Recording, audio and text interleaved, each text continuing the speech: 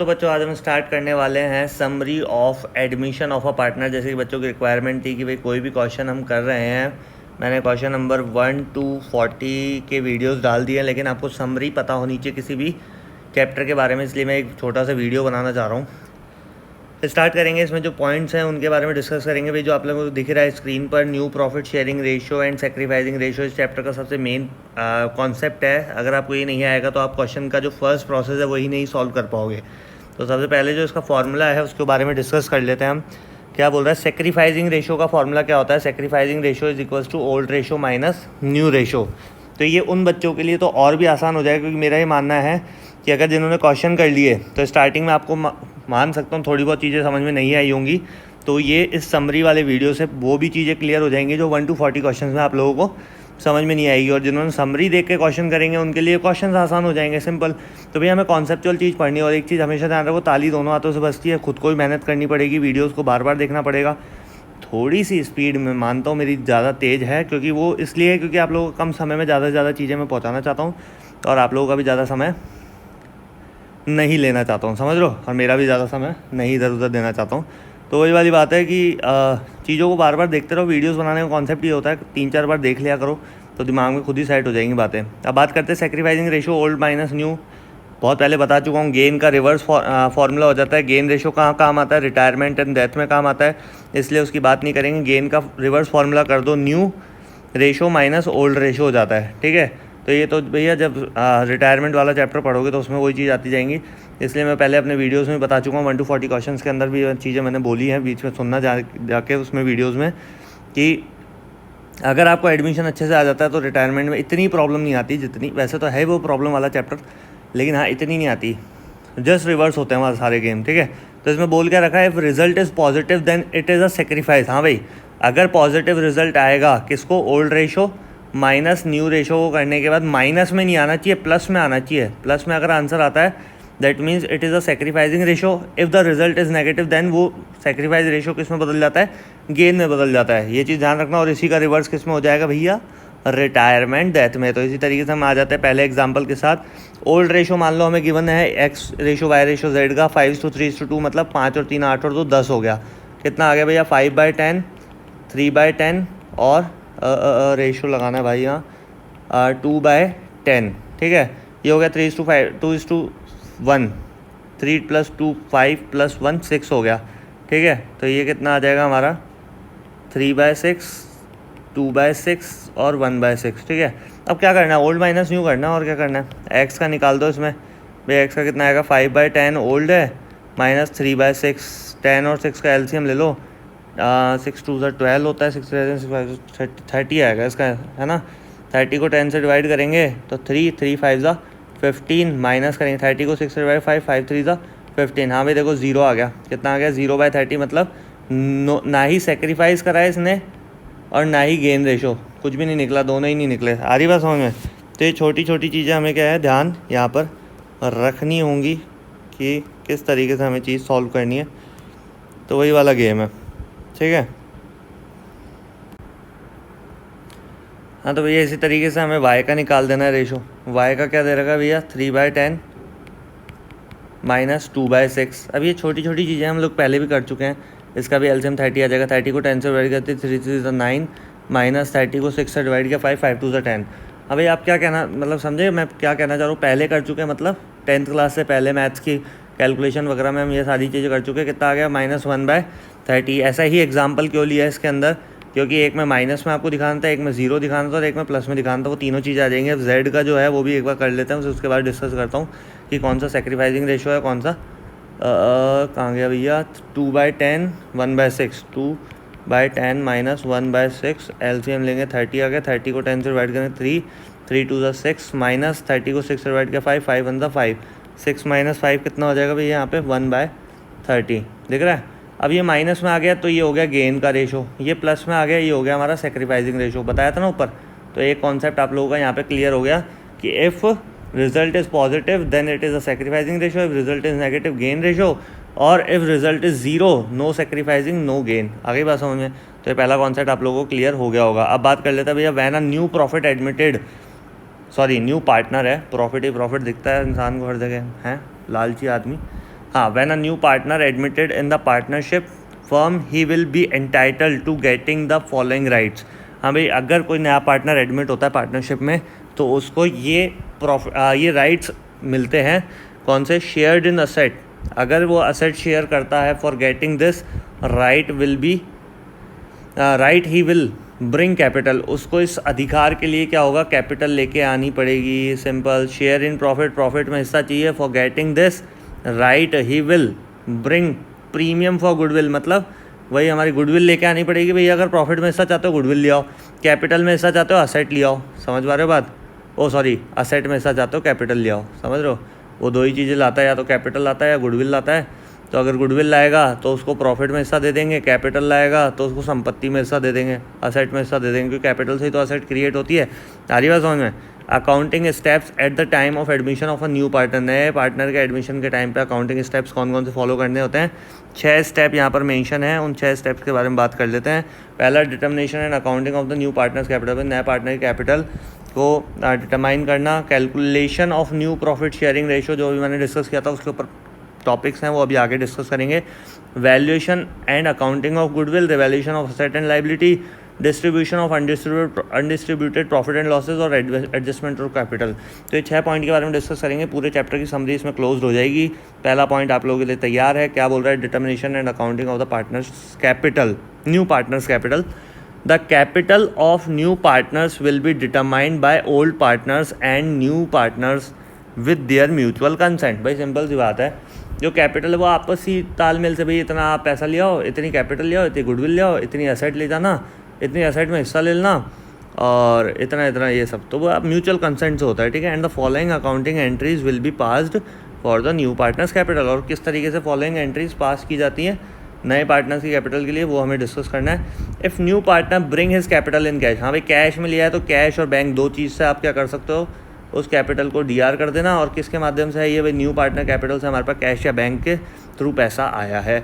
If new partner brings his capital in cash and other asset. हाँ भाई, क्या तो कैश में लिया है या अदर एसेट लिया है, भाई दोनों को डीआर कर दो। और किस माध्यम से है? New partners capital. भाई बताओ सिंपल है कि नहीं है? लेकिन एक समरी वाला वीडियो बनाने के लिए मुझे किसी ने कहा, मैंने बना दिया, कोई दिक्कत नहीं है ना, एक बार रिवीजन हो जाता है, क्विक रिवीजन है। Calculation of new profit sharing ratio. हाँ भाई, ये थोड़ा सा लंबा कार्यक्रम शुरू हो गया, तो कैलकुलेशन करना है। देखो, इसका सेकंड वाला टॉपिक था determination accounting of new partners capital, ये हो गया। अब है ये सेकंड वाला topic, calculation of new profit sharing ratio. हाँ भाई, ये जो गेम है ना, ये इतना ज़रूरी होने वाला है इस चैप्टर में। अगर ढंग से समझ लिया तो गलती नहीं करोगे। भाई ढंग से समझने की बात समझना कि हर क्वेश्चन हमें आता हो, सर ऐसी चीज़ बताओ, लो आ जाओ समझो। हाँ भाई, एग्जाम्पल क्या दे रखा है? X and Y are the partners in the ratio of 3:2। Z enter as a partner. Partnership होगा या ना, एज अ अच्छा हाँ नहीं, पार्टनर के रूप में, हाँ as a partner for 1/4 share.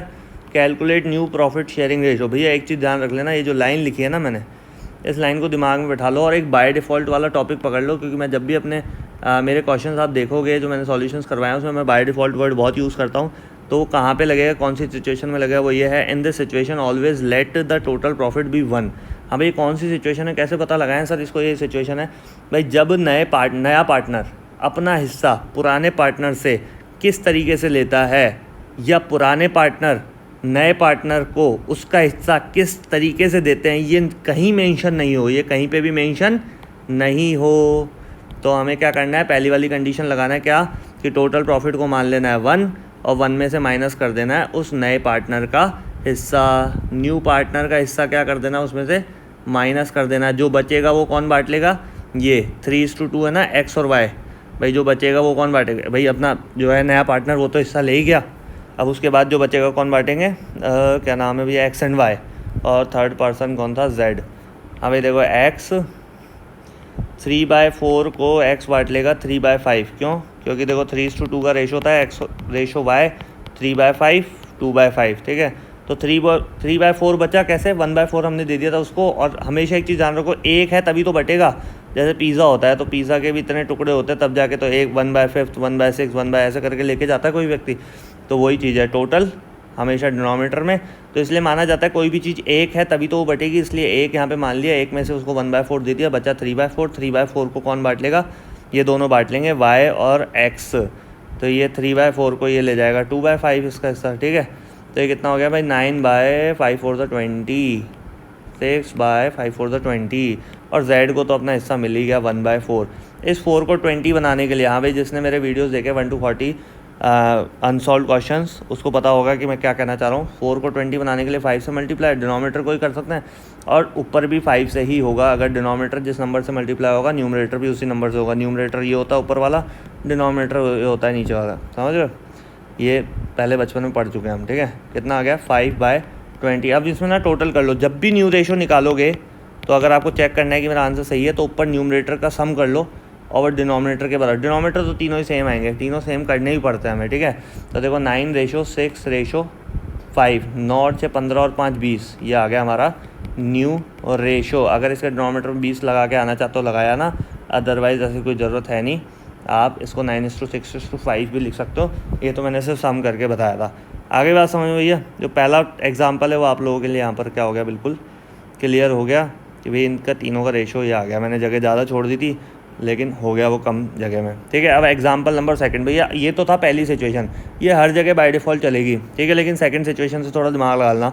X and Y are the partners in the ratio of 3:2. Z admitted for 1/4 share and he will get 1/8 from X and 1/8 from Y. Calculate new profit sharing ratio। भैया मैं जो कह रहा था ये new ratio निकालने का concept है, सेक्रीफाइजिंग रेशो है ना। ओल्ड रेशो खैर पहले से दे ही रखा होता है। तो ये न्यू रेशो और सेक्रीफाइजिंग रेशो का ना बहुत बड़ा गेम स्टार्टअप होने वाला है यहाँ इस क्वेश्चन से, इस एग्जाम्पल से। तो बड़ा ध्यान सुन लेना क्या बोल रहा है। 1/4 शेयर के लिए वो आया है Z, ठीक है। He will get 1/8 from X and 1/8 from Y। भाई 1/8 प्लस 1/8, जब भी ऐसा कुछ बोले ना कि वो अपना शेयर इस तरीके से लेता है, ठीक है। अब इसने बोला and he will gate 1/8 from X, तो वो ले रहा है X से, X नहीं सेक्रीफाइस कर रहा है। भाई क्या होता है, या तो मैं सेक्रीफाइस करूँ आपके लिए, आप मेरे लिए सेक्रीफाइस करो, ठीक है। यही सिचुएशन होती है कि भाई अब इसने क्या बोला कि X क्या कर रहा है, एक्स नहीं कर रहा है यहाँ पे, ओल्ड पार्टनर नहीं कर रहा है एक्स और वाई। जेड कह रहा है कि मैं 1/8 तो लेता हूँ एक्स से, ठीक है, और 1/8 ही लेता हूँ इससे वाई से। तो भाई दोनों का टोटल करके देख लेना। 8 और 8 का एलसीएम कितना आ गया 8, ऊपर भी 1 + 1 आ जाएगा, कितना आ गया हमारा 2/8, मतलब 2 1 = 2, और यहाँ पे क्या आ गया 2 4 = 8। भाई 1/4 ये रहा, ठीक है। तो 1/4 इसने यहाँ पर क्या करा, 1/4 उसका हिस्सा आ गया किसका, Z का। अगर ऐसी सिचुएशन आती है कि भाई उसने क्या बोला 1/8 उससे ले रहा हूँ और 1/8 उससे ले रहा हूँ, X से ले रहा हूँ 1/8, Y से ले रहा हूँ, इन दोनों का सम करने के बाद अगर नए पार्टनर का हिस्सा आ जाता है तो आपको क्या करना होगा, और नए पार्टनर का हिस्सा नहीं आता है तो क्या करना होगा। तो ये सारी सिचुएशंस मैं समझाने वाला हूँ यहाँ पर, मेरे साथ बने रहो। हाँ भाई, तो आपको क्या करना है, डायरेक्ट लेस कर देना है। अगर उसका हिस्सा आ जाता है तो क्या करना है, डायरेक्ट आपको लेस कर देना है। तो सिचुएशन क्या है भाई, 3:2 है, वही X/Y 3:2, ये हो गया 3/5 2/5। तो आपको क्या करना है, X का जो हिस्सा है 3/5 उसमें से डायरेक्ट 1/8 लेस कर देना। कब करना है, सुनना ध्यान से, जब भी इन दोनों का सम, मतलब इन दोनों का सम जिसमें वो अपना हिस्सा लेता है, उन दोनों का सम करके देखना। अगर वो नए पार्टनर का हिस्सा आ जाता है तो आपको डायरेक्टली क्या कर देना है, उसको ओल्ड पार्टनर्स के हिस्से में से डायरेक्टली लेस कर देना है। अदरवाइज़ मल्टीप्लिकेशन वाला प्रोसेस होगा, वो इसका नेक्स्ट एग्जांपल है, उसमें मैं आपको समझाऊंगा तो कब करना होता है। अब इसका मैंने एलसीएम ले लिया यहाँ पर भाई। एलसीएम कितना आएगा, 8 5 = 40, 40 को 5 से डिवाइड किया 8, 8 3 = 24, 40 को 8 से डिवाइड किया 5, 5 1 = 5, कितना आ गया भैया, 24 में 5 गया, 19/40 आ गया यहाँ पर। ऐसे इसका क्या 40, 5 8 दूनी 16 -5 11/40 ये आ गया। और Z का जो हिस्सा था वो 1/4 था ही। 4 को 40 बनाने के लिए मल्टीप्लाई बाय 10 करते हैं, तो ऊपर भी 10/40 यहाँ पर आ गया। 19 और 11 30 हो गया, 30 और 10 40 हो गया। यही तो समझाया था न्यू रेशो में। न्यू रेशो में ही ऐसा करना होता है भैया, ध्यान रखना। ये 2 डॉट लग गए मेरे से यहाँ, न्यू रेशो में ही ऐसा करना होता है। कितना है भैया, 19:11:10, और अपॉन में 40 लिखने की ज़रूरत नहीं है, अगर आपकी इच्छा तो लिख देना, अदरवाइज़ नहीं। तो भैया 19:11:10 आ गया, उन तीनों का सम 40 भी आ रहा है। और इस तरीके से हमारा ये क्या हो गया, न्यू रेशो यहाँ पर निकल गया। ये कौन सी कंडीशन थी भैया, जब इन दोनों का सम हमने करके देखा, ये आपको ना बहुत कम लोग बताएंगे जो मैंने सिचुएशन बताई ना ये, तो इसलिए मैं कह रहा हूँ बड़े ध्यान से, क्योंकि ना वहाँ एग्ज़ाम में डायरेक्टली भी थोड़ा दिमाग चलेगा, ऐसे नहीं बस करे जा रहे हो रटी रटाई विद्या है ना, वो वाला सीन नहीं होना चाहिए। तो यहाँ पे 19:11 रेशो, यहाँ पर 10 आ गया। इसी तरीके से हम क्या करेंगे, एग्जाम्पल नंबर 3 हम यहाँ स्टार्ट करेंगे। एग्जाम्पल नंबर 3 क्या कह रहा है, इसी तरीके से हम एग्जाम्पल नंबर 3 करेंगे। क्या बोल रहा है, X and Y are the partners in the ratio of 3:2 Z admitted for 1/4 share. हाँ भाई, Z admitted for 1/4 share, he will get 2/3 from X and 1/3 from Y। इसमें भी वही करना है आपको, दोनों को प्लस करके देखना है। 2/3 प्लस 1/3, 3 LCM आ गया, 3 को 3 से बैठ गया 1, 2 1 2 प्लस 3 को 3 से बैठ गया 1, 1 1 1, कितना आ गया भाई, ओ सॉरी 1 1 1 आएगा भाई, कितना आ गया भाई 3/3 मतलब 1, मतलब ये शेयर नहीं आ रहा ना उसका 1/4 शेयर के लिए जो Z को एडमिट किया था वो शेयर नहीं आ रहा और 1 आ जाए। तो ऐसी सिचुएशन में आपको क्या करना है, पहले ये 2/3 ना और 1/3 इन दोनों को मल्टीप्लाई करना है, किससे, 1/4 से, क्योंकि 1/4 के लिए हमने उसको बुलाया है पार्टनर को, नए पार्टनर का हिस्सा क्या है 1/4, तो पहले उसको मल्टीप्लाई करके यहाँ पे हमें शो करना होगा। तो वो मैं दिखा देता हूँ एक बार शो करके। ये और ना एग्जाम्पल्स क्वेश्चन जितने ज़्यादा करते जाओगे और दिमाग आप लोगों का खुलता जाएगा, धीरे धीरे चीज़ें आ जाएंगी समझ में। तो ये एक्स और वाई, एक्स से वो लेता है 1/4 का 1/3, हाँ भाई 1/4 के लिए आया, और ही will get 2/3 from x, okay 2/3 ले रहा है इससे एक्स से, और 1/4 का 1/3 इससे ले रहा है, तो कितना हो गया 2 1 2 4 3 12, 1 1 1 4 3 12, ठीक है। तो 2/12 तो किससे लेगा, एक्स से, और 1/12 किससे लेगा, वाई से। ये चीज़ एक प्रोसेस इसमें करना हो जाएगा। वो कैसे पता लगाओगे, दोनों का सम करके देख लेना, अगर 1 आता है तो ये वाला प्रोसेस होने वाला है, अदरवाइज़ डायरेक्ट माइनस कर देना, जो कि हम इसमें करके आ चुके हैं। यहाँ पे मैंने पूरा समझाया था, ध्यान है। हम देखो इसमें पहले हमने डायरेक्ट माइनस कर दिया, हमने टेंशन ही नहीं ली। क्या, जब उसका हिस्सा आ जाता है किसका, नए पार्टनर का, और जब हिस्सा नहीं आता क्या आ जाता है, 1 आ जाता है, तो पहले उसके बराबर का हिस्सा निकालो 2/12 और 1/12, अब माइनस करो एक्स और वाई में से। एक्स का था 3/5 और वाई का था 2/5, ये तो रटी गया होगा। अब इसमें से माइनस करोगे ये, ना कि 1/3 और 2/3 नहीं माइनस करना, 2/12 और 1/12 माइनस करना है। आगे कहानी समझ में, 2/12 और 1/12 माइनस करने। नहीं समझ में आया हो तो वापस बैक करके देख लेना, क्योंकि मैं बार बार कोई चीज़ रिपीट करता हूँ तो फिर वो लंबा वीडियो खिंच जाता है।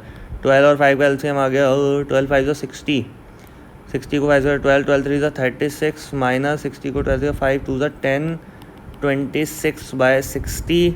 कट करने की ज़रूरत है नहीं यहाँ पर, कट नहीं करना होता है इन प्रोसेस में, ध्यान रखना, बाद में बताऊँगा क्यों नहीं करना होता। 12 और 5 का LCM ले 60, 5 से गया 12 2 से 24 माइनस 5 1 से 5, 19/60। और भैया Z को क्या मिलना था, Z का तो 1/4 दे ही रखा है ना। अब 1/4, 4 को 60 बनाने के लिए 15 से, तो ऊपर भी 15 से मल्टीप्लाई, क्या आ गया 15/60। अब इनका टोटल कर लो, 26 + 19 होता है 45, 45 + 15 होता है 60। अब इतनी तो कैलकुलेशन फास्ट होनी चाहिए यार, ऐसे थोड़ा ना 12th क्लास में पहुंच गए हम, समझ रहे हो। तो न्यू रेशो हमारा यहाँ पर क्या आ गया, न्यू रेशो में हमेशा टोटल करके देखना कि डिनोमिनेटर से मैच कर रहा है नहीं कर रहा। सेक्रीफाइजिंग रेशो में जरूरी नहीं है, क्योंकि सेक्रीफाइजिंग ओल्ड पार्टनर ही करते हैं, तो न्यू पार्टनर तो आया ही नहीं उसमें, तो फिर टोटल करने का सवाल ही पैदा नहीं होता वहाँ, समझ लो। तो X and Y are the partners in the ratio of 3:2, Z admitted as a new partner and X will sacrifice 1/4 share. हाँ भाई, एक्स विल सेक्रीफाइस है, समझ लेना, Z admitted as a new partner, ये बिल्कुल ही अलग कंडीशन हो गई। यहाँ पे क्या बोल रखा है कि Z admitted as a new partner कितने हिस्से के लिए आया कुछ पता नहीं है, क्योंकि सेक्रीफाइजेशन हो रहा है from the old partners X and Y. X will sacrifice 1/4 share and Y will sacrifice 1/5 share in the favour of Z के फेवर में कर रहे हैं। तो Z का रेशो कैसे निकलेगा तुम्हें पता ही है, 1/4 तो किससे मिल रहा है उसको वहाँ से, और 1/5 यहाँ से मिल रहा है, तो ऐसे निकलेगा। लेकिन एक्स और वाई का क्या सीन रहेगा वो देखो भाई, 3/5 और 2/5 तो ये है ही, और इसमें कितना कितना हिस्सा वो दे रहा है, वो सारी चीज़ें समझ लो। तो उसके लिए ना सबसे पहले हिस्सा निकालना पड़ेगा उसका, वो मैं आप लोगों को यहाँ समझा देता हूँ। क्या कि भाई एक्स क्या कह रहा है कि मेरे हिस्से का ना, मेरा हिस्सा मतलब 3/5, एक्स कह रहा है मैं 3/5 के लिए हूँ, मतलब 3/5 के लिए हूँ, उसका मैं दे दूँगा 1/4 किसको, हाँ भाई ऑब्वियसली Z को ही देगा, नए पार्टनर को।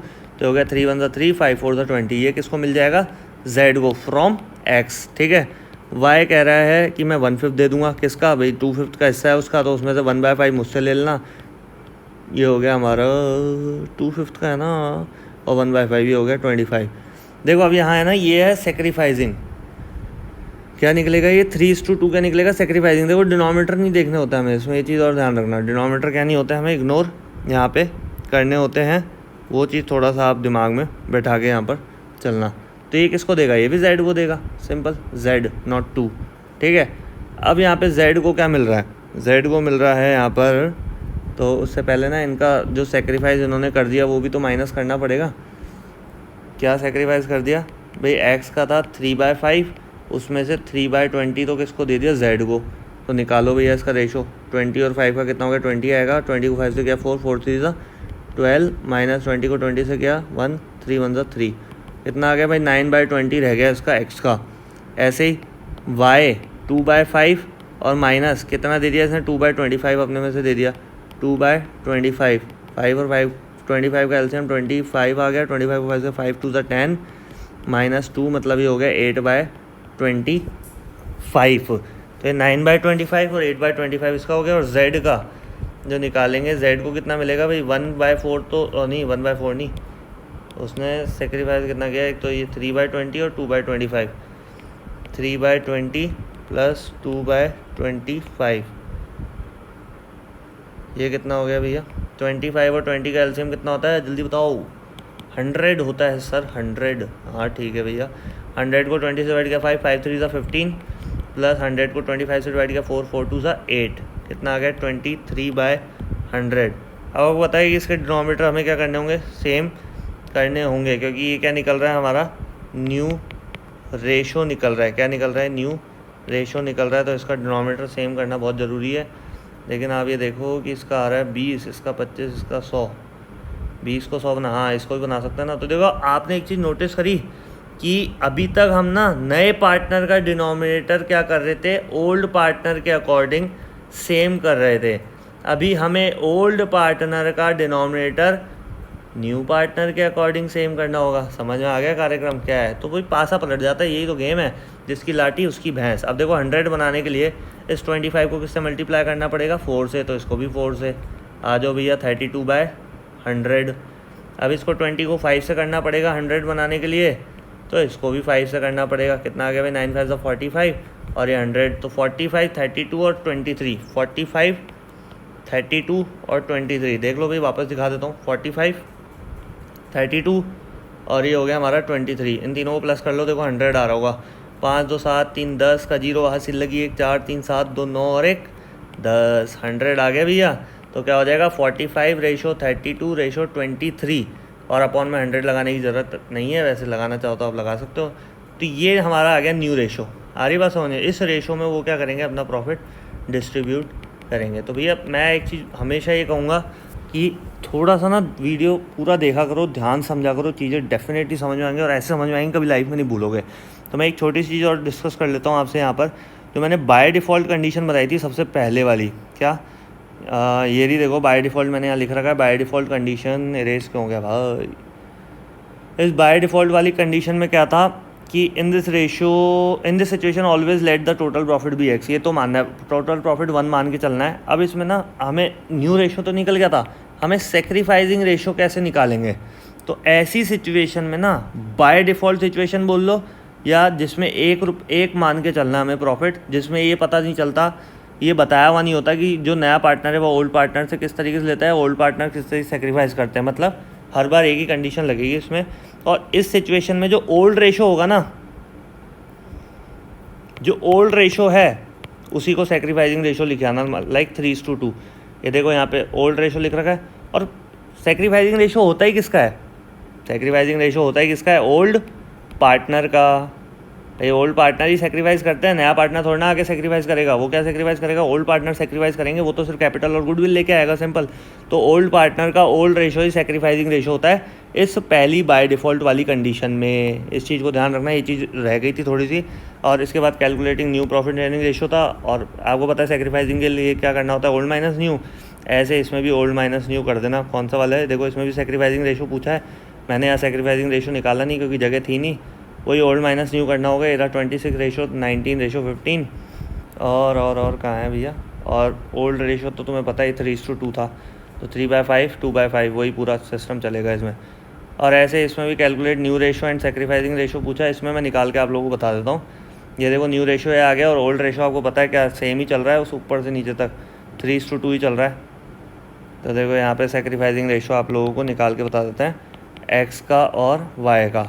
3/5 2/5 माइनस ओल्ड रेशो था ना, उसमें से 45/100 और एक्स का 45/100 और इसका 32/100।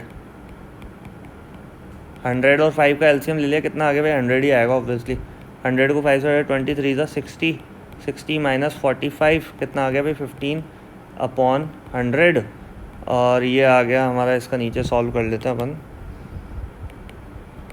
100 को 5 से 20 22 तो 40 माइनस 32 कितना आ जाएगा भाई 8/100। तो आपको मैंने पहली चीज़ बताई थी क्या, कि डिनोमिनेटर नहीं देखना होता सेक्रीफाइसिंग रेशो में, सिर्फ 15 उठाओ और 8 उठाओ। तो 15/8 इसका क्या आ जाएगा, सेक्रीफाइसिंग रेशो आ जाएगा। क्या आ जाएगा 15/8 इसका सेक्रीफाइसिंग रेशो है। और इसको यहाँ से भी शायद पता लगा सकते हैं 3:2। हाँ यार सेक्रीफाइसिंग रेशो तो यहाँ से भी पता चल रहा है 3:2 है, क्योंकि देखो 15/8।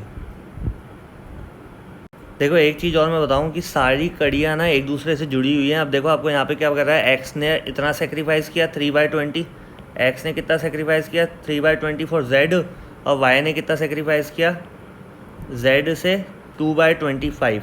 तो इसमें ना डिनोमिनेटर देखना नहीं होता, लेकिन डिनोमिनेटर सेम तो करने होते हैं। तो देखो 3/20 और 2/25, 3/20 और 2/25। भाई मैं नहीं कह रहा डिनोमिनेटर आप ये इन दोनों का टोटल करके और डिनोमिनेटर है कि नहीं है बराबर, ये मत देखो चाहे, लेकिन आपको ये ज़रूर देखना होगा कि डिनोमिनेटर बराबर है कि नहीं है।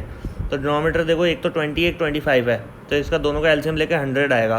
ठीक है, तो 3/20, 20 को 100 बनाने के लिए 5 से मल्टीप्लाई, तो ऊपर भी यहाँ 5 से करना होगा। देखो कितना आ गया 15/100 आ गया नहीं आ गया, ये सेक्रीफाइस किया इसने एक्चुअली। और इसको करोगे 2/25, 25 को 100 बनाने के लिए 4 से मल्टीप्लाई करेंगे, तो ऊपर भी 4 से करना होगा। कितना आ गया 8/100, समझ गए। तो ये कितना आ गया 15/8, और वैसे निकालोगे तो भी 15/8। तो अगर यहीं पे डिनोमिनेटर सेम होते, कहाँ पर, अगर यहीं डिनोमिनेटर इनके सेम आ जाता है, डिनोमिनेटर सेम क्यों नहीं आया, क्योंकि इनको मल्टीप्लाई करने पे 25 आ रहा था और इनको मल्टीप्लाई करने पे 20 आ रहा था। तो ये वाली सिचुएशन है। अगर यहीं डिनोमिनेटर सेम आते तो हम क्या डायरेक्ट क्या लिख देते, ये 3 उठाते और ये 2 उठाते, 3:2 हमारा क्या हो जाता, सेक्रीफाइसिंग रेशो हो जाता। लेकिन ऐसा हुआ नहीं, क्यों भैया, क्योंकि डिनोमिनेटर सेम नहीं था ना भाई। डिनोमिनेटर का सम नहीं बोल रहा बराबर होना चाहिए, डिनोमिनेटर सेम होने चाहिए। तो डिनोमिनेटर यहाँ देखो, यहाँ भी 100 और यहाँ भी 100 आ गया, इसलिए यहाँ पे सेक्रीफाइसिंग रेशो निकालने की ज़रूरत नहीं थी, आप डायरेक्ट यहाँ से पता कर सकते थे। तो थोड़ा सा ना दिमाग तो लगाना पड़ेगा भैया, ऐसे बातें जमनी नहीं है यहाँ पर। तो दिमाग लगाओ, फिर भी कोई प्रॉब्लम हो कमेंट सेक्शन में डालो, सारी चीज़ें एक्सप्लेन होंगी। कोई भी चीज़ समझ नहीं आती तो कमेंट सेक्शन में भी आप पूछ के ना शॉर्टकट में, भाई आपको दिमाग तो लगाना पड़ेगा। 90% डेफिनेटली आपको समझ में आएगा, 80% भी आएगा तो सही, लेकिन उसके बाद वीडियोस देखकर कमेंट सेक्शन में डालो, मैं उसकी हैंड टू हैंड सॉल्यूशन कर दूँगा। राधे राधे। हाँ, तो हम थर्ड टॉपिक स्टार्ट करेंगे। क्या बोल रहा है, valuation of accounting of goodwill. हाँ भाई, गुडविल की अकाउंटिंग करने के लिए जो मेथड्स हैं उनके बारे में डिस्कस करेंगे। सबसे पहले गुडविल की डेफिनेशन आपको दिख रही है स्क्रीन पे। Goodwill is the monetary valuation of reputation and the good name of the trader. भाई व्यापारी का एक अच्छा नाम या अच्छा व्यवहार मार्केट में गुडविल कहलाता है। In the market it is an intangible asset, भाई दिखती नहीं है, ठीक है, अदृश्य संपत्ति है। Which is created from hard work, honesty and devotion of a trader to the firm. भाई ये तो सिंपल सी लैंग्वेज आप लोगों को समझ में आ ही गया होगा। अभी सीधे हम आते हैं जो है मेन हमारा मुद्दा यहाँ पर, methods for calculation of goodwill. क्या बोल रहा है, एवरेज प्रॉफिट मेथड। सबसे पहले गुडविल का एवरेज प्रॉफिट मेथड है भाई, एवरेज प्रॉफिट को आप मल्टीप्लाई कर दो नंबर ऑफ परचेज ईयर। ये क्वेश्चन में गिवन होगा आपको नंबर ऑफ परचेज ईयर, उसके लिए एक एग्जांपल मैंने यहाँ दे रखा है। क्या ईयर्स आपको दे रखा है 15, 16, 17, 18, 19। अमाउंट हमने ले लिया, अमाउंट सबको प्लस करने के बाद कितना आ गया 15 लाख। और एवरेज निकालना सबको आता है भाई, 5 साल का था, 5 को प्लस कर दिया और 5 से डिवाइड कर दिया, हमारा एवरेज प्रॉफिट आ गया। और फॉर्मूला क्या था, average profit multiply number of purchase year.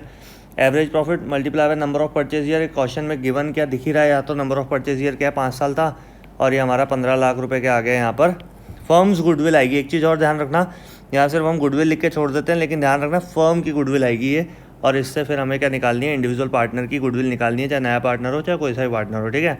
Example of non business profit, अगर नॉन बिजनेस प्रॉफिट होते हैं तो उनके एग्जाम्पल्स कैसे हो सकते हैं भाई, जो बिजनेस से ताल्लुक नहीं रखते हैं। Suppose in the 2017 1 lakh rupees is included as lottery, हमें lottery is not a business profit, ठीक है, तो उसको एक्सक्लूड कर दो, निकाल देना, उसमें से 3 लाख में से 1 लाख गया, तो 2 लाख रुपये हमारा क्या हो गया, फाइनल प्रॉफिट कहलाएगा। आगे बस समझ में, तो इस तरीके की प्रॉफिट्स भी हमें लेस करते हुए चलना है। इसी का दूसरा टॉपिक क्या होगा, when profits are showing in the increasing manner then we have to use this method. हाँ भाई, इंक्रीजिंग मैथड मतलब 2015 में 2 लाख रुपये था, 2016 में 3 लाख रुपये और बढ़ गया, मतलब 2 और 3, मतलब इस तरीके से अगर मेथड दे रखा होगा 2, 3, 4, 5, तो हमें क्या करना है, वेटेज मेथड लगाना है 1, 2, 3। भाई पहला साल था इसलिए 1 से यहाँ पे कर दिया, दूसरा साल था 2 से कर दिया, तीसरा साल था 3 से, और चौथे साल में 4 से, ऐसे करके इनको इससे मल्टीप्लाई कर दिया। 2 लाख एकम 2 लाख, 3 लाख दूनी 6 लाख, 4 लाख तिया 12 लाख, 5 चौक 20 लाख, समझ गए। इनका टोटल कर दिया और इन सबको प्लस करके ईयर को डिवाइड कर दिया यहाँ पर। TWP मतलब टोटल वेटेज प्रॉफिट, ठीक है, और TW मतलब टोटल वेटेज। इसको इससे डिवाइड कर दिया, 40 लाख रुपए को 10 रुपये से डिवाइड, जो भी 10 था उसे डिवाइड किया, 4 लाख रुपए हमारा क्या आ गया, वेटेज एवरेज प्रॉफिट आ गया। वेटेज एवरेज यहाँ पे जो हम क्या लिख रहे थे, एवरेज प्रॉफिट लिख रहे थे, कहाँ भाई, कहाँ हाँ ये रहा, average profit multiply number of purchase year लिख रहे थे। अब यहाँ पे एवरेज प्रॉफिट मल्टीप्लाई है वही गिवन इन द क्वेश्चन, ये जो एवरेज ईयर है वो हमें दे रखा होगा, उससे हम मल्टीप्लाई कर देंगे नंबर ऑफ परचेज ईयर से, ठीक है। Super profit method, super profit method उसका अब थर्ड टॉपिक आ गया। क्या बोल रहा है, मीनिंग ऑफ सुपर प्रॉफिट। सबसे पहले excess of actual average profit over normal profit are called super profit. भाई सिंपल है, ध्यान समझना।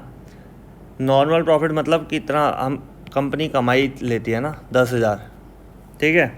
एक्चुअल एवरेज प्रॉफिट कितना हो रहा है भाई, 10,000 बहुत कम बोल दिया मैंने, 10,000 तो नहीं, इसकी जगह हम ले लेते हैं यहाँ पर actual average profit over normal profit. हमें नॉर्मल प्रॉफिट से ऊपर जितना भी हमारा प्रॉफिट होगा वो सारा हमारा क्या कहलाएगा, सुपर प्रॉफिट कहलाएगा, ऐसे भी समझ सकते हो आप। नॉर्मल प्रॉफिट से ज़्यादा ही जो प्रॉफिट होगा वो सारा सुपर प्रॉफिट कहलाएगा। एक्चुअल एवरेज प्रॉफिट कैसे निकलता है, देखो यहाँ goodwill is equals to super profit multiply by number of purchase year, ठीक है। यहाँ तक पहुँचने के लिए आपको सुपर प्रॉफिट पता होना चाहिए, क्योंकि मेथड ही सुपर प्रॉफिट वाला है। जैसे एवरेज प्रॉफिट में एवरेज प्रॉफिट पता होना था, वैसे ही सुपर प्रॉफिट में सुपर प्रॉफिट पता होना चाहिए। अब देखो सुपर प्रॉफिट का फॉर्मूला क्या है, actual average profit minus normal profit. भाई पता है ना, एक्चुअल एवरेज प्रॉफिट मान लो आपका है 50,000 रुपये, ये एक्चुअल एवरेज प्रॉफिट है, और सुपर प्रॉफिट आपका है मान लो 10,000 रुपये है, तो आपका क्या हो जाएगा यहाँ पे, सॉरी नॉर्मल प्रॉफिट है आपका 10,000 रुपये, और एक्चुअल एवरेज प्रॉफिट है आपका यहाँ पर 50,000 रुपये। तो 50 में 10 गए कितना, 40,000 रुपये आपका सुपर प्रॉफिट आ गया। वैसे इतना डिफरेंस होता नहीं है, लेकिन फिर भी एक एग्जांपल देने के लिए मैंने यहाँ पे बता दिया। तो भैया इसमें जो सबसे बड़ा अमाउंट होगा वो क्या होगा, एक्चुअल एवरेज प्रॉफिट होगा, मतलब एक्चुअल में कितना प्रॉफिट होता है, और उसमें नॉर्मल प्रॉफिट इतना तो हो ही जाना चाहिए कंपनी को, समझ रहे हो भाई। नॉर्मल प्रॉफिट लेके चलते, कंपनी कमा रही है 25,000, तो ये एक्चुअली तो होगा भाई, इतना ही तो कमा रही है, और नॉर्मल प्रॉफिट कम से कम 10,000 तो कमाना ही चाहिए कंपनी को। तो इन दोनों का जो डिफरेंस है ना, वो ऊपर का अमाउंट, वही excess of actual average profit over normal profit. समझ गए, actual average profit over normal profit. Normal profit के ऊपर का जितना भी पैसा है वो सारा क्या हो जाएगा, हमारा सुपर प्रॉफिट हो जाएगा। अब तो आई गई बात समझ। इसी फॉर्मूले को इधर उधर किया है, नॉर्मल प्रॉफिट इधर आया प्लस का हो गया, सुपर प्रॉफिट इधर गया माइनस का हो गया।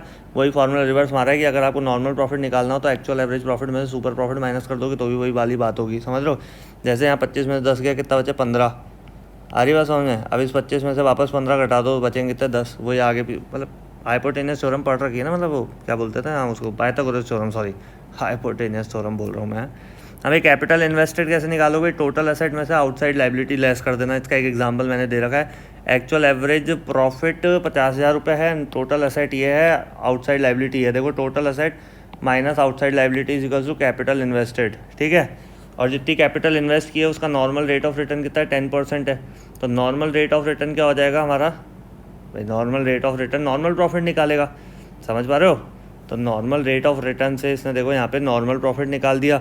नॉर्मल रेट ऑफ रिटर्न कैसे नॉर्मल प्रॉफिट कैसे निकला था, ये देखो नॉर्मल प्रॉफिट यहाँ निकल गया। और ये देखो 4 लाख रुपए यहाँ कैसे आया है, ये जो 4 लाख रुपए है ये हमारा है नॉर्मल, इसके ऊपर नॉर्मल रेट ऑफ रिटर्न निकालेंगे हम। अभी 4 लाख रुपए कहाँ से आया वो देख लो एक बार। कैपिटल इन्वेस्टेड था हमारा, भाई जितनी इन्वेस्टमेंट करोगे उसका ही तो 10% निकलेगा कि भाई इतना तो नॉर्मल प्रॉफिट होना ही चाहिए। भाई कंपनी जब स्टार्ट होती है तो कहते हैं भाई इतना तो पैसा कमा ही लेना, नहीं तो ऐसी तैसी हो जाएगी, पूरा गेम ही गड़बड़ हो जाएगा। तो वो ये 10% वो किसका पैसा, कौन सा पैसा, कैपिटल इन्वेस्ट का। कैपिटल इन्वेस्ट कैसे निकाला हमने, भाई जो टोटल हमारी एसेट है ना उसमें से लाइबिलिटी, आउटसाइड लाइबिलिटी, ये देखो फॉर्मूला लिख रखा है, total asset minus outside liability less कर देना, तो आपकी क्या आ जाएगी, टोटल कैपिटल जो आपने इन्वेस्ट करी उसका 10%। नॉर्मल प्रॉफिट आपको चाहिए था 40,000 रुपये, और आपका AAP मतलब एक्चुअल एवरेज प्रॉफिट कितना है, 50,000 रुपये। तो एक्चुअल एवरेज प्रॉफिट और नॉर्मल प्रॉफिट का सब्ट्रैक्शन ही तो होता है सुपर प्रॉफिट। और सुपर प्रॉफिट गुडविल निकालने के लिए super profit multiply by number of purchase year, पता है ना, समझाया था अभी ऊपर ये वाला फॉर्मूला। देखो कहाँ गया भैया, कहाँ गया, ये रहा, goodwill is equal to super profit multiply number of purchase year. तो यहाँ तक पहुँचने के लिए ना आपको या तो पहले सुपर प्रॉफिट निकालना ही पड़ेगा, उसके लिए कैपिटल इन्वेस्टेड का फॉर्मूला लगाना पड़ेगा, क्योंकि आपको क्या चाहिए होगी यहाँ पर कैपिटल इन्वेस्टेड चाहिए होगी, क्योंकि आपको नॉर्मल रेट ऑफ रिटर्न निकालना है। नॉर्मल रेट ऑफ रिटर्न से नॉर्मल प्रॉफिट निकालना है। सारी बात, नॉर्मल प्रॉफिट क्या होता है, कैपिटल इन्वेस्टेड पे normal rate of return is called normal profit. तो एक एक स्टेप सॉल्व करते जाओ, चीज़ें समझ में आती जाएंगी। यहाँ पे एक और मेथड खत्म हो गया, यहाँ पे चौथा मेथड क्या है, capitalisation method, value of goodwill by capitalisation of average profit. हाँ भाई, कैपिटलाइजेशन ऑफ एवरेज प्रॉफिट हमें निकालना है, capital value of average profit. भाई वही वाली चीज़, जैसे नाम है वैसा काम है, एवरेज प्रॉफिट हमें चाहिए होगा। एवरेज प्रॉफिट आप निकाल रहा है normal rate of return multiply 100 करके ख़त्म करो ना कहानी। भाई इतना गेम तो हम खेल लिया है, अब तो उनमें से चीज़ें उठा के आपको क्या करना है, सॉल्व करना है। तो यहाँ पर हो गया हमारा capital value of average profit. हमने क्यों निकाला था यहाँ पर, क्योंकि गुडविल निकालने के फॉर्मूले में काम आता है कैपिटल वाले में, capital value of average profit और माइनस नेट असेट। अरे नेट असेट तो हमने यहाँ पर नेट असेट तो हमारे पास गिवन होती है क्वेश्चन के अंदर, जो इससे पहले ऊपर हम क्वेश्चन करके आए हुए हैं। ये देखो कहाँ गई भैया, ये रही टोटल असेट है ना ये, ठीक है, उसमें से आउटसाइड लाइबिलिटी, तो कैपिटल इन्वेस्टेड निकाल देंगे हम। समझ पा रहे हो बात। तो जो जो चीज़ें गिवन होंगी वो हमें नहीं निकालनी है, और जो चीज़ हमें निकालनी होगी उसका फॉर्मूला बता दिया, capital value of average profit is equals to average profit divided by normal rate of return multiply by 100 करोगे तो आपका capital value of average profit आ जाएगा। उसमें से माइनस कर देना नेट असेट, तो आपकी गुडविल आ जाएगी। अब इसी में नेट असेट निकालने का देखो, total asset minus outside liability, पता ही है आपको। फिर टोटल असेट में लाइबिलिटी लेस कर दो, तो इसको नेट असेट भी बोल सकते हो, कैपिटल इन्वेस्टेड भी बोल सकते हो। समझ रहे हो, एग्जाम्पल इन्होंने दे दिया, सिंपल सा एग्जाम्पल है। एवरेज प्रॉफिट 12,000 है, नॉर्मल रेट ऑफ रिटर्न ये है, तो आप capital value of average profit निकाल लो। ये हो गया हमारा एवरेज प्रॉफिट, ये normal rate of return multiply 100, ये 1,20,000 रुपये हमारा क्या आ गया, capital value of average profit. और नेट असेट आ गई, टोटल असेट में तो आउटसाइड लाइबिलिटी माइनस कर दी 90,000, और ये हो गया हमारा capital value of average profit minus net asset, 1,20,000 minus 90,000, ये आ गया हमारा 30,000 रुपये। 30,000 रुपये हमारी गुडविल हो गई। तो इस तरीके से ये मेथड भी। अब इसका जो बी मेथड है, value of goodwill by capitalisation of super profit. हाँ भाई, जब वहाँ एवरेज प्रॉफिट था, पहले एवरेज प्रॉफिट पढ़ा, फिर सुपर प्रॉफिट पढ़ा, समझ लो, फिर उसके बाद आपने ऐसे करके क्या क्या पढ़ लिया भाई, देख लें एक बार। हाँ, सुपर प्रॉफिट ये रहा, वेटेज, हाँ वेटेज वाला भी पढ़ा था। तो 3 पढ़ा आपने, पहले एवरेज प्रॉफिट पढ़ा, वेटेज वाला पढ़ा, सुपर पढ़ा, और उसके बाद कैपिटलाइजेशन मेथड में कौन सा, value of goodwill capitalisation by average of average profits, और उसके बाद अब पढ़ेंगे हम ऑफ सुपर प्रॉफिट। तो सुपर प्रॉफिट वाला काम हो जाएगा यहाँ भाई, वहाँ पे एवरेज प्रॉफिट ले लेते हैं, super profit divide by normal rate of return multiply 100, और यहाँ super profit normal rate of return, बस कर दो वही काम, super profit normal rate of return multiply 100, ये आ गया हमारा 1,00,000 रुपये। समझ लो, तो ये हमारी गुडविल क्या हो गई, डायरेक्ट निकल गई भाई। इसमें डायरेक्ट फॉर्मूला है, इसमें टेंशन नहीं है। सुपर प्रॉफिट वाले में डायरेक्ट मेथड है, गुडविल निकालनी है, सीधे सुपर प्रॉफिट का नॉर्मल रेट ऑफ रिटर्न से करके और मल्टीप्लाई 100 कर दो, आपकी डायरेक्टली यहाँ पे गुडविल निकल जाएगी, जो कि यहाँ गुडविल डायरेक्ट हमारी आ गई 1,00,000 रुपये। अब नया टॉपिक क्या है इसमें, accounting of goodwill at the time of admission of a new partner. नए पार्टनर के एडमिशन पे अकाउंटिंग ऑफ गुडविल कैसे करते हैं भैया, ध्यान समझ लेना। कंडीशंस कौन सी है, पहली कंडीशन है new partner brings amount of goodwill in cash, भैया तो वो कैश में लेके आता है। इसका इसी का दूसरा टॉपिक क्या होगा, if new partner brings the amount of goodwill in if new partner is not brings या not brings the amount of goodwill in cash, अगर वो कैश में नहीं लाता है तो उसके करंट अकाउंट से या कैपिटल से लेते हैं, समझ रहे हो, वो वाला मेथड है। अब उसमें भी पहली कंडीशन क्या है, if goodwill account is already appearing in the books, अगर गुडविल अकाउंट पहले से बुक्स में अपीयर है तो भैया उसको रिटर्न ऑफ करके ख़त्म करो।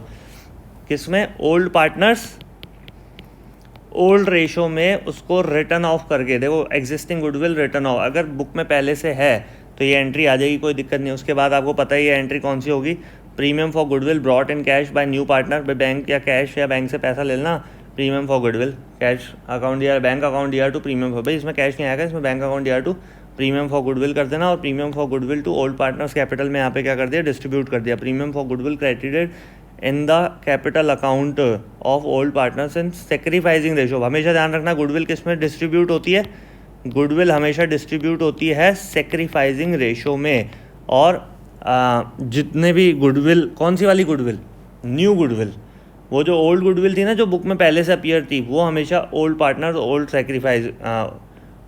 ओल्ड रेशो में डिस्ट्रीब्यूट होगी, और नई गुडविल हमेशा सेक्रीफाइजिंग रेशो में डिस्ट्रीब्यूट होगी, जो कि नए पार्टनर के द्वारा जो गुडविल लाई जाती है ना उसकी बात कर रहा हूँ। और जो पहले जो गुडविल होगी, भाई सिंपल सी बात है, पहले ही गुडविल है तो ओल्ड पार्टनर्स आपस में बांटेंगे, भाई उनकी गुडविल थी, उनकी मेहनत थी, वो बांटेंगे, और नया जो पार्टनर गुडविल लेके आ रहा है वो क्या करेंगे, ओल्ड पार्टनर्स अपने सेक्रीफाइजिंग रेशो में डिस्ट्रीब्यूट कर लेंगे। कौन कर लेंगे? ये भी ओल्ड पार्टनर बांटेंगे, वो भी ओल्ड पार्टनर बांटेंगे, क्योंकि जो पूरा बिजनेस है वो किसकी वजह से चल रहा है, अभी ओल्ड पार्टनर्स की वजह से, क्योंकि नया पार्टनर भी कभी ओल्ड होगा, समझ रहे हो, और फिर नया पार्टनर आएगा तब वो ओल्ड कहलाएगा, फिर वो नया ओल्ड कहलाएगा, ऐसे नए नए पार्टनर आते जाएंगे, वो ओल्ड होता जाएगा, और जैसे वो ओल्ड होगा तो वो गोल्ड बन जाएगा। गोल्ड मतलब समझ रहे हो, फिर वो भी क्या होगा, गुडविल में हिस्सा लेगा, क्योंकि ओल्ड पार्टनर्स के सेक्रीफाइजिंग रेशो में बढ़ती है। आ रही बात समझ में? अब इसी तरीके से ना ये एंट्री निकालने की एंट्री हुई है, जैसे यहाँ पे आपने देखा ओल्ड कहाँ गया भैया एंट्री, ये रही, टू ओल्ड पार्टनर्स कैपिटल था, देखो ओल्ड पार्टनर्स कैपिटल यहाँ पे डेबिट क्यों हो गया, क्योंकि टू बैंक से हमारे पास से पैसा जा रहा है। क्यों जा रहा है?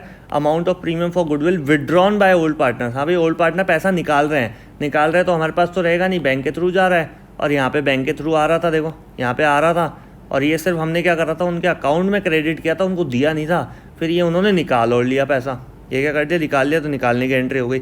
अब जो बी कंडीशन है इसकी क्या, if goodwill account is not appearing in the books, भाई सिंपल सी बात है, एक एंट्री नहीं होगी, फिर कौन सी वाली, वो जो सबसे पहले हमने ओल्ड पार्टनर ओल्ड रेशो में डिस्ट्रीब्यूट कर दी थी ना, existing goodwill account return of करा था जो हमने, वो एंट्री नहीं होगी। तो वही इसने लिख रखा है, in that case first entry will not be done and other entries will remain same as above, simple. अब उसी का सेकंड पॉइंट आ गया, कौन सा, if new partner does not bring, हाँ भाई डज नॉट आएगा यहाँ पे, इंग्लिश थोड़ी कमजोर है हमारी, does not bring the amount of goodwill in cash, अगर वो गुडविल कैश में नहीं लाता है तो कौन सी कंडीशन होगी, वही दो, if goodwill is already appearing in the books, तो भैया वही ओल्ड पार्टनर्स कैपिटल अकाउंट या टू गुडविल रिटर्न ऑफ, ये तो एज इट इज़ रहेगी, ओल्ड पार्टनर्स के ओल्ड रेशो में डिस्ट्रीब्यूट हो जाएगी, क्या हो जाएगी, ओल्ड पार्टनर्स ओल्ड रेशो में डिस्ट्रीब्यूट हो जाएगी गुडविल। फिर न्यू पार्टनर्स करंट अकाउंट से उठाएंगे पैसा, फिर क्या बोला इसने, अगर गुडविल कैश में नहीं लाता है वो तो, और अगर ऑलरेडी अपीयर है इन द बुक, तो भैया अगर अपीयर है ना तो रिटर्न ऑफ वाली एंट्री मार दो, और उसके बाद सेम प्रोसेस चालू रखो। न्यू पार्टनर्स अगर कैपिटल नहीं, वो गुडविल नहीं लाता है तो उसके करंट अकाउंट से उठाएंगे, ठीक है, कैपिटल अकाउंट, तो न्यू पार्टनर्स करंट अकाउंट दिया टू ओल्ड पार्टनर्स कैपिटल, और share in goodwill of new partner credit in the capital account of the old partners in there sacrificing ratio, ये तो पता ही है भाई, न्यू पार्टनर के current account से लेकर ओल्ड पार्टनर के कैपिटल अकाउंट में इसमें डाल देंगे, ओल्ड पार्टनर्स के कैपिटल अकाउंट में, और गुडविल पता है कि भाई अगर ये नहीं लाया तो उसकी हमेशा ध्यान रखो कि अगर नया पार्टनर गुडविल नहीं लाता तो उसकी कैपिटल में से लिया जाएगा या करंट अकाउंट में से लिया जाएगा, ली जरूर जाएगी, और उसको सेक्रीफाइजिंग रेशो में बांटेंगे। बताया भाई नया पार्टनर की कैपिटल नया पार्टनर की गुडविल को सेक्रीफाइजिंग रेशो में ही डिस्ट्रीब्यूट करता है। उसी के सेकंड पॉइंट क्या है, if goodwill account is not appearing in the books, पे सिंपल है, मत करो वाली एंट्री, कौन सी वाली, रिटर्न ऑफ वाली एंट्री मत करो, इन that case only second entry will be passed. वही हो गई बात, कहानी जो पहले वाली सिचुएशन में थी। अब इसमें जो इंपॉर्टेंट पॉइंट है वो क्या है, if new partner gives amount of premium for goodwill privately no entry will be pass. सबसे इंपॉर्टेंट पॉइंट है, ध्यान रखना, अगर प्राइवेटली वो दे देता है तो कोई भी एंट्री पास नहीं करनी है, मस्त रहना, स्वस्थ रहना। आ गई बात समझ में? हाँ, तो इसके बाद हम टॉपिक स्टार्ट करेंगे, revaluation of asset and liability. क्या बोल रहा है, रिवैल्यूएशन अकाउंट। यहाँ पर रिवैल्यूएशन का मतलब ही क्या होता है, पुनर्मूल्यांकन करना, मतलब किसी भी चीज़ को क्या करना, वापस रीवैल्यूएट करना, समझ लो। तो the account which is prepared by the firm for calculation of profit and losses due to the revaluation और change in the value of asset and liability.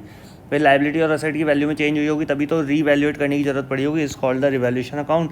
Revaluation account की एंट्रीज किस तरीके से पास होगी, तो सबसे पहले एक चीज़ समझ लो, जो मैं लाइन अभी बोलने वाला हूँ ध्यान से सुनना, कि अगर किसी भी चीज़ को रिवैल्यूएट करना मतलब उसकी एंट्रीज करनी है, रिवैल्यूएशन की एंट्रीज करनी है, तो आपको क्या करना होगा कि जिस चीज़ का जो अकाउंट है, मतलब नेचर है, सॉरी नेचर, जैसे एसेट का नेचर होता है डीआर, तो उसको बढ़ाना है ना तो वहाँ पर डीआर कर दो, और उसको कम करना है ना तो सीआर कर दो। समझ गए बात। तो जिसका जो नेचर है, अब ये नेचर तो यार तुम 11th क्लास से पढ़ते आ रहे हो, तो तुम्हें हर हेडिंग का नेचर पता होता है, एसेट क्या है डीआर है, लाइबिलिटी क्या है सीआर है, कैश क्या है डीआर है ना, क्रेडिटर्स क्या है सीआर है, लाइबिलिटी है हमारी, ठीक है। तो जिसका जो नेचर है ना उसको अगर उसी से वापस एंट्री कर दोगे तो वो बढ़ जाएगा, क्या हो जाएगा, वो इंक्रीज़ हो जाएगा। और उसके अपोजिट नेचर से अगर कर दोगे तो वो क्या हो जाएगा, डिक्रीज़ हो जाएगा। बस ये छोटा सा कॉन्सेप्ट है, इसके लिए मैंने पूरा क्या बोलते हैं चार्ट बनाना ज़रूरी नहीं समझा, वैसे बहुत कुछ लिख चुका हूँ आज के दिन में। तो कोशिश ये है कि भाई जल्दी से ख़त्म कर दूँ चैप्टर को, मैं चैप्टर की समरी आप लोगों के सामने लेके आ जाऊँ जल्दी से वीडियो बना के। तो इसलिए आपको एक चीज़ ध्यान रखनी, जिसका जो नेचर है उसको उसी का अकाउंट, उसी से डेबिट या क्रेडिट, जैसे जिसका नेचर डेबिट है उसको डेबिट कर दो तो वो बढ़ जाएगा, और जिसका नेचर क्रेडिट है उसको क्रेडिट कर दो वो कम हो जाएगा, और उसके अपोजिट नेचर से करोगे तो वो कम हो जाएगा। सिंपल सी बात, हरी बात समझ में। जिसका जो नेचर है उसको उसी से क्या कर दो, वापस एंट्री कर दो तो वो बढ़ जाएगा, उसके अपोजिट नेचर से करोगे तो कम हो जाएगा, सिंपल। अब इसके लिए नेचर पता होना चाहिए। अब जैसे देखो इसमें अकाउंटिंग एंट्रीज क्या है, for increase in the value of asset, भाई असेट को इंक्रीज़ करना है तो देखो असेट को डेबिट कर दिया, रिवैल्यूएशन अपोजिट साइड में। For decrease the value of asset को सीआर कर दिया, रिवर्स कर दिया, रिवैल्यूएशन डेबिट साइड में, सिंपल। जैसे सस्पेंस अकाउंट खुल जाता था अपोजिट साइड में सिंगल साइडेड एरर में, याद आ रहा है कुछ 11th का, वैसे ही सीन यहाँ पर हो जाएगा। अब अनरिकॉर्डेड असेट है तो रिकॉर्ड कर दो, रिकॉर्ड करने के लिए वापस डीआर करना होगा। इंक्रीज इन लाइबिलिटी, लाइबिलिटी का नेचर सीआर होता है, सीआर से एंट्री कर दो, अपोजिट में रिवैल्यूएशन चलेगा, कोई दिक्कत नहीं है। Decrease in liability opposite nature ले जाओ, क्योंकि अगर लाइबिलिटी को इंक्रीज सीआर से होगी तो डिक्रीज़ क्या होगी, अपोजिट डीआर से होगी, तो अपोजिट में रिवैल्यूएशन फिक्स है। तो इस तरीके से ना सारी चीज़ें 7th 8th तक मैंने लिख रखा है, पॉज करके एकदम आराम से देख सकते हो इसको। लो मैंने रोक दिया यहाँ पर, ये हो गया हमारा। इस तरीके से 5th वाला है distribution of undistributed profit and losses. Undistributed profit and losses होते क्या हैं वो सबसे पहले समझना। उससे पहले मैं एक बार ये पैरा पढ़ देता हूँ। If any undistributed profit is appearing in the liability side of the balance sheet on the date of the admission of the new partner, then that profit will be divided among the old partners in the old ratio with the help of the following entry। भाई या तो old partners के old ratio में बढ़ता है या old partners के sacrificing ratio में बढ़ता है, बस ये दो ही कहानियाँ हैं। सेक्रीफाइसिंग रेशो में सिर्फ नई गुडविल बढ़ती है, उसके अलावा सारा मोस्ट ऑफ द गेम चलेगा old partner old ratio, old partner old ratio. समझ गए बात को। तो ये चीज़ें हमें ना कहते हैं ना पॉइंट टू पॉइंट चीज़ें हमें पता होनी चाहिए, तो हमारे लिए काम ईजी हो जाता है। तो ये कहानी समझ गए क्या।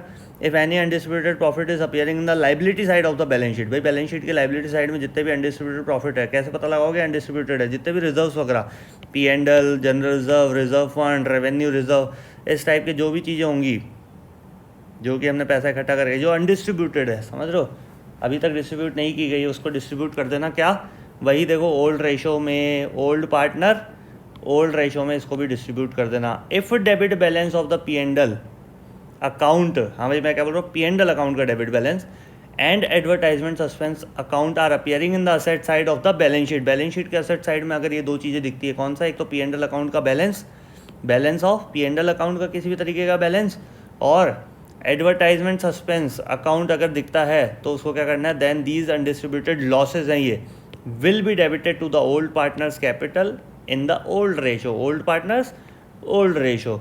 These entries will be pass, इस तरीके से एंट्रीज होंगी। भाई यहाँ पे ओल्ड पार्टनर्स कैपिटल क्या हो रहा था, यहाँ सी आर हो रहा था क्योंकि यहाँ प्रॉफिट डिस्ट्रीब्यूट हो रहे थे, यहाँ पे ओल्ड पार्टनर्स कैपिटल क्या हो जाएगा, डी आर हो जाएगा क्योंकि यहाँ पे लॉसेज डिस्ट्रीब्यूट हो रहा है। अब आप कहोगे सर लॉसेज, हाँ भैया जब तक प्रॉफिट डिस्ट्रीब्यूट होते हैं उतने ही लॉसेज में भी भागीदारी रहती है। हाँ, तो इसी तरीके से हम लास्ट टॉपिक करेंगे इस पूरे चैप्टर का जो कि लिख रखा है एडजस्टमेंट ऑफ कैपिटल, भी हम लोग सीख लेते हैं। क्या बोल रहा है ये, if old partners decided to adjust their capital on the basis of the new partners capital then the adjustment. हाँ भाई एक चीज़ और मैं बता दूँ, ये 6 टॉपिक ना सिर्फ समराइज्ड हैं, बाकी पूरा का पूरा जो ज्ञान है वो मिलने वाला है एक एक क्वेश्चन को सॉल्व करने के बाद। जो ज्ञान मिलेगा वो इस समराइजेशन में नहीं मिलेगा। समरी सिर्फ इसलिए है कि पता होना चाहिए कि चैप्टर में पढ़ने क्या वाले हैं, इसलिए मैंने ये समरी 1 घंटा निकाल के बनाई है। समझ पा रहे हो आप बात? 1 घंटे की समरी है टोटल। अगर इसको देख लोगे तो वो क्वेश्चंस करना आसान हो जाएगा आप लोगों के लिए, बस यही एक रीज़न है।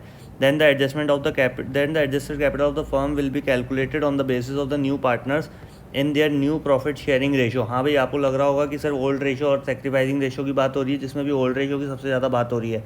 तो भैया ओल्ड रेशो आया सबसे पहले, ठीक है, तो उसकी सबसे ज़्यादा चर्चा होगी। सेक्रीफाइसिंग रेशो उन्होंने किया, उसके बाद ओल्ड माइनस न्यू हमने करा, तब जाके सेक्रीफाइसिंग रेशो आया था। और न्यू रेशो का रेशो सिर्फ काम कहाँ आएगा? सिर्फ यहाँ पे एडजस्टमेंट ऑफ द कैपिटल के अंदर न्यू रेशो काम आएगा। न्यू रेशो निकालने के लिए तो कहेगा वो, लेकिन जो काम है उसका वो कहाँ आएगा? वो यहाँ पर ही आएगा। And it will be compared with the adjusted capital and due to this comparison. अब इस कंपेरिजन के द्वारा कौन से ए और बी दो क्या है, टॉपिक बोलूँ या पॉइंट बोलूँ, है ना, पॉइंट है। If any old partner introduce the capital then the following entry will be pass. Any old partner introduce the capital, अगर ओल्ड पार्टनर इंट्रोड्यूस करता है कैश या बैंक अकाउंट यार to old partners capital. If any old partners withdrawn the capital then the following entry will be pass. Old partners capital account यार to cash और bank, बस ये 2 entry याद रखो, cash bank to old partner और old partner to cash bank. जब काम में आएगी तब बात कर लेंगे। एग्जाम्पल देता हूँ छोटा सा। क्या बोल रहा है कि एक्स और वाई है 3:2 के रेशो में, Z 1/4 के लिए with the capital of 1 lakh rupees. कैसे पता लगाओगे पूरी फर्म की capital? New profit sharing ratio यहाँ दे ही रखा है इन्होंने, 9:6:5, मतलब 20 हो गया टोटल। 9/20, 6/20 और 5/20। एडजस्टमेंट ऑफ द कैपिटल क्या होगा? 1 लाख। 1 लाख का 1/4 था ना, उसका रिवर्स कर देना, 4/1 कर दो, तो ये टोटल कैपिटल फर्म की कैपिटल आ गई है। क्या आ गई? फर्म्स कैपिटल आ गई। और इस फर्म्स कैपिटल को क्या कर दिया? नए रेशो में डिस्ट्रीब्यूट कर दिया। और बाकी सारी कहानी किस में डिस्कस करेंगे हम?